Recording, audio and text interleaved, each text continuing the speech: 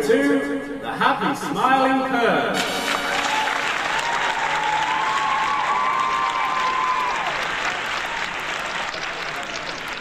Well, what can I say, ladies and gentlemen? Thank you very much for this illustrious award. Just so you know, a survey was conducted recently to determine the most pathetic individual in the land, and I didn't even make the top 10. Ta-ra!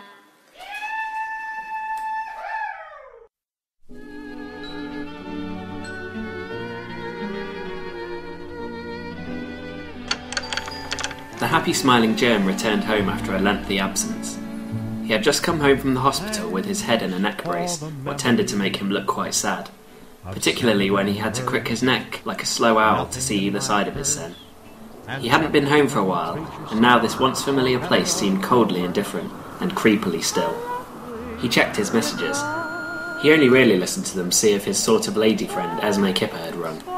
Mostly they were from his mother and his closest chums, wondering where in the hairy heck he'd disappeared to. One was from Virgil, the garage mechanic dealership, inquiring what the happy smiling germ wanted doing with his totaled 1959 soft-top burgundy Plymouth. His agent, Mort Krenkschmelt, rang asking if they could have a chinwag, and the happy smiling germ reluctantly agreed to see him later that afternoon. Bring biscuits, he barked. He hardly remembered a thing prior to his motor accident, which left him institutionalised for several weeks. Now he was free of that dreadful yet helpful infirmary. He figured whatever did happen prior to the collision, during that special bender, it were pretty cool that now he belonged to the prestigious club, what included James Dean, Kelsey Grammer, Bob Dylan, and the glorious Mark Bolan. He poured himself a Nun's Island scotch and sat on the porch all quiet like. Thank you so much. Mort Krenkschmelt sat across from the happy smiling germ. Mort was too busy to be fat, and while by turns he was pushy, obsequious, and seemingly devoid of any emotion, he certainly got the job done. How are you feeling? Asked Mort. Peachy, have you heard from Esme? Concerned the happy smiling germ. Good.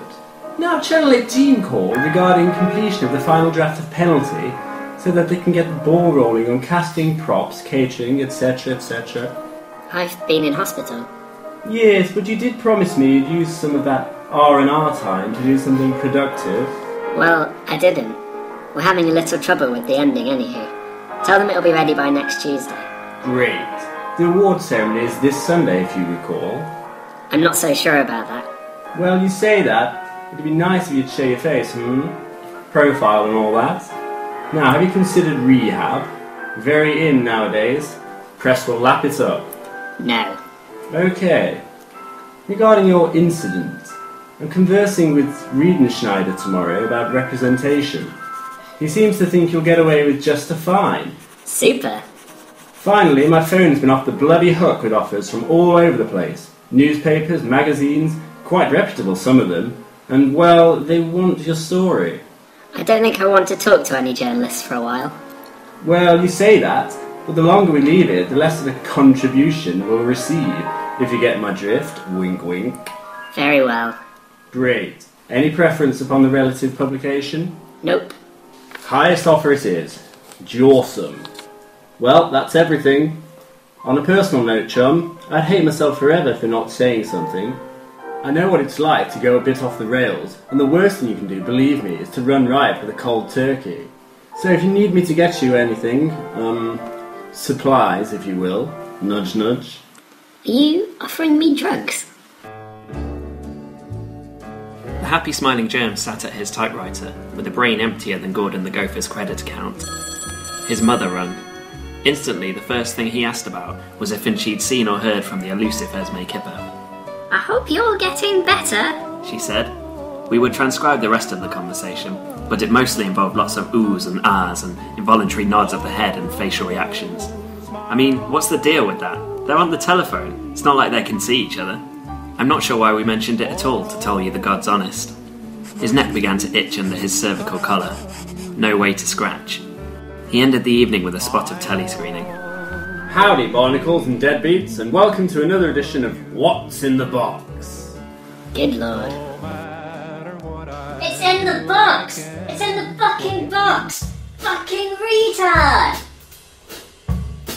Next day, the reporter Laurie Metcalf showed up to conduct an interview. The happy smiling germ tried to be as polite as he possibly could, and Miss Metcalfe feigned an interest as best as she possibly could. But standard questions dictated standard response, and neither party were particularly bothered. The intercourse was just as blasé. Before Laurie left, however, he did muster the testicular fortitude to ask. You wouldn't be familiar with folk locating by any chance, would you? That evening he was walking back from the newsagent with his daily shop, when a homeless gentleman said he needed change. You're perfect just the way you are. He rather patronisingly retorted. You used to be alright, you did. Spoke the homeless gentleman, implying that it was the responsibility of this complete stranger to placate a random transient. So the happy smiling germ swung with a kick and missed. Next morning he met with his friend, projectionist and writing partner Miss Mormon, brandishing a big juicy black eye. Miss Mormon was quite angry but remained relatively reticent. They discussed their future projects and upcoming ritual trophy custom. You big twat, said Miss Mormon. Yep. Replied the happy smiling germ. That was about as much topical sentiment either party could take. Their project had been tentatively titled Penalty, The Curse of the Kennedys, a 3-part miniseries which postulated the premise that all of the subsequent death and scandal which plagued generations of the Kennedy dynasty was payment in karma for Joe Sr.'s curious decision to lobotomise his third youngest child Rosemary, causing her irreparable brain damage. All they needed was an ending. Bored of banging belfries, Miss Mormon asked the burning question. you ever heard the one about the man with an orange for a head? No. Esme Kipper had recently started working a few part-time shifts at the Rat and Barry. This night was a fairly quiet night. All of a sudden, a man with an orange for a head walked in, accompanied by 2 buxom young lovelies. Whilst his cohorts took up a pew, he rested an arm on the bar. Hey up, love. Can I get 2 triple vodka Lambrinis, a pint of absinthe shandy and 4 bags of willy scratchings, please? Esme Kipper commenced in pouring out the aforementioned order. That'll be £3.60, please. Keep the change, me duck. Over the course of the rest of the evening, the man with an orange for a head repeated this process on several occasions, all the while having a grand old time with his comely chums in between. After a while, she felt she could no longer resist in asking the inevitable burning question. "Excuse me, sir. I'm sorry, but I have to ask. Why have you got an orange for a head?" Well, it's funny you should ask. So I'm clearing out my dad's loft one day, and I find this lamp. I gives it a good scrub with my sleeve, and out pops this genie. "Chuffing Nora," says I. "Hello," Says Genie. "you are hereby granted 3 wishes for releasing me from the confines of this here beaker." "Righto," I reply, scratching me noggin. "Hurry along now, champ. I'm a bit agoraphobic, don't you know?" I have a quick ponder and tell him, well, I've always wanted a mint green 2009 458 Italia Ferrari with a 4499cc V8 engine derived from a shared Ferrari Maserati design, producing 570 PS at 9,000 RPM with 80% torque available at 3250 RPM. "Indirect fuel injection." You bet your bottom arse, I confirms, and as you can see, it's just out there.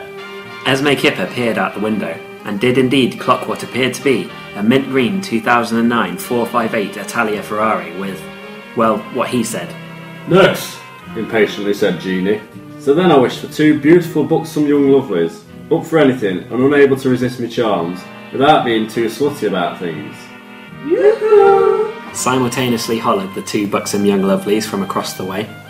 The man with an orange for a head waved back accordingly to his 2 giggly companions. "So what were your third wish?" inquired Esme Kipper. My third wish was that I wished I had an orange for a head. "See ya." And? inquired the bemused grimacing germ.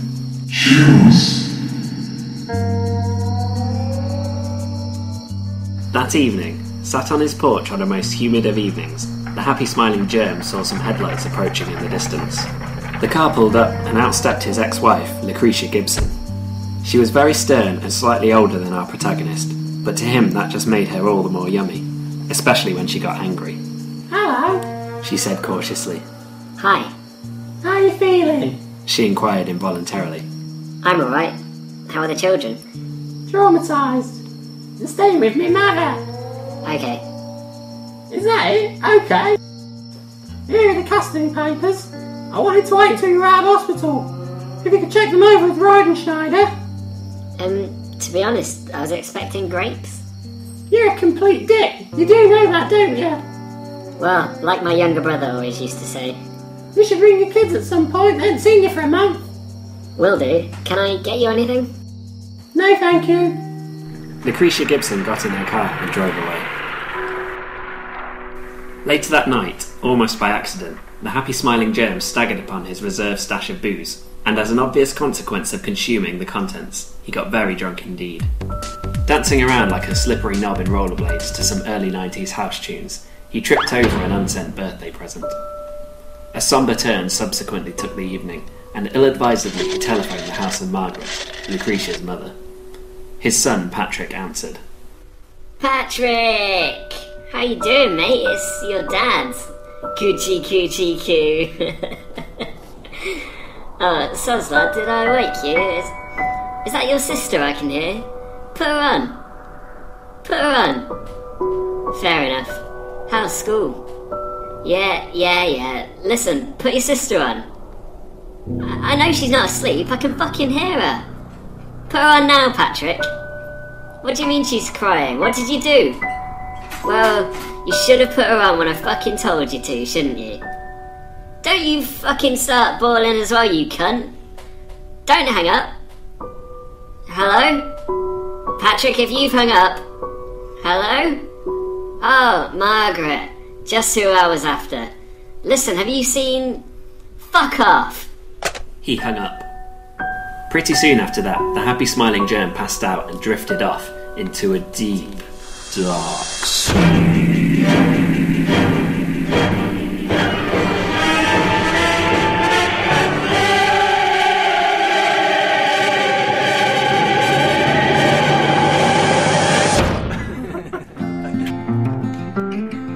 The next afternoon, he was awoken by the noise of vans driving and metal clanging. When he came to the window to see, he found beyond the porch was the dumped wreckage of his 1959 soft-top burgundy Plymouth, with a bill taped to what was left of the windscreen. His head were pounding, and he couldn't remember a thing, which rather than comforting, proved at first disconcerting, then nauseating, and finally uninteresting, probably. No sense in fretting about the unknown.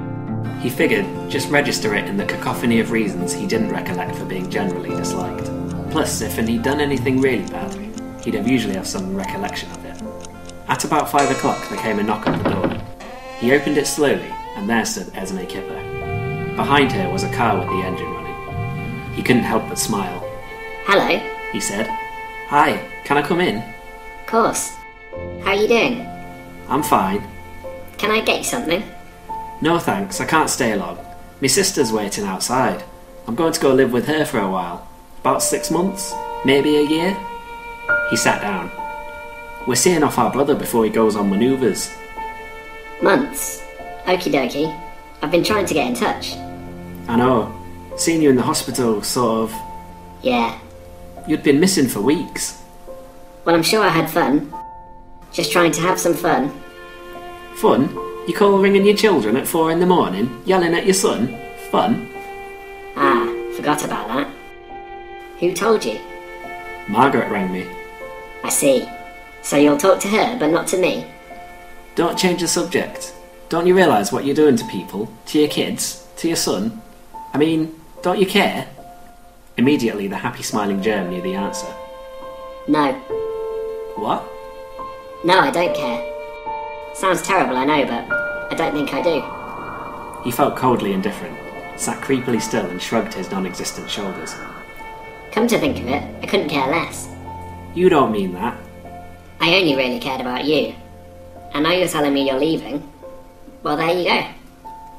Esme Kipper didn't know what to say, and she left without saying another word.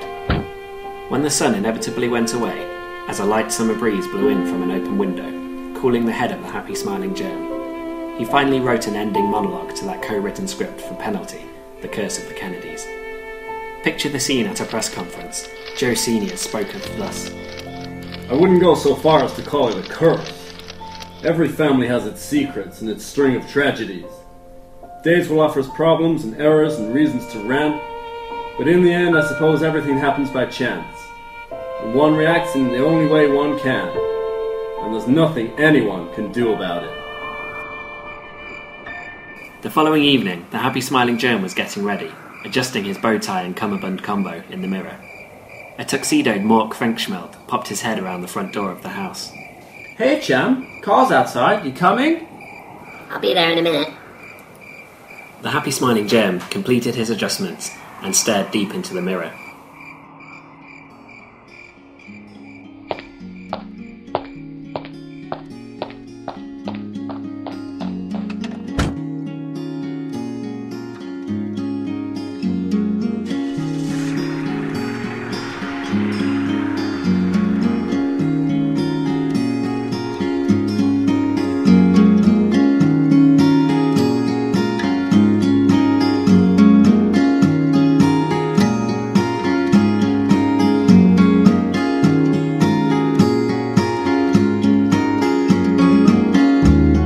Friends with bad habits.